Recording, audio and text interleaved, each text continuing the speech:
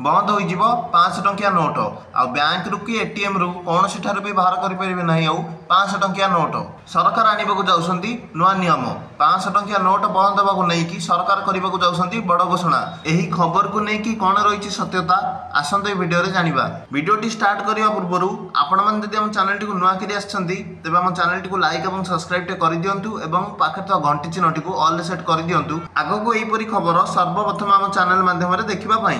बंद हो कि 500 टंकिया नोट गत किछि दिन हम सोशल मीडिया और गणमाध्यम रिपोर्ट रे प्रकाश करा जाउछि कि आउ एटीएम रु 500 टंकिया नोट बाहरी परिबो नाही एवं यह सेप्टेम्बर मासर 30 तारिख ठारू लागू होगा जाउछि बोली गणमाध्यम रिपोर्ट और सोशल मीडिया रु खबर गत किछि दिन हम बहु मात्रा रे हेळुछि। यही खबर साधारण लोक मान मन में हईचई सृष्टि करिछि कारण 500 टंकिया नोट दैनंदिन कारोबार गोटे मुख्य अंश अटे किंतु वर्तमान सरकार यही खबर उपरे संसद में स्पष्ट करिसेंति जे अर्थ मंत्रालय स्पष्ट करिछि जे 500 टंकिया नोट बंद करिवार कौनसी प्रस्ताव नहीं।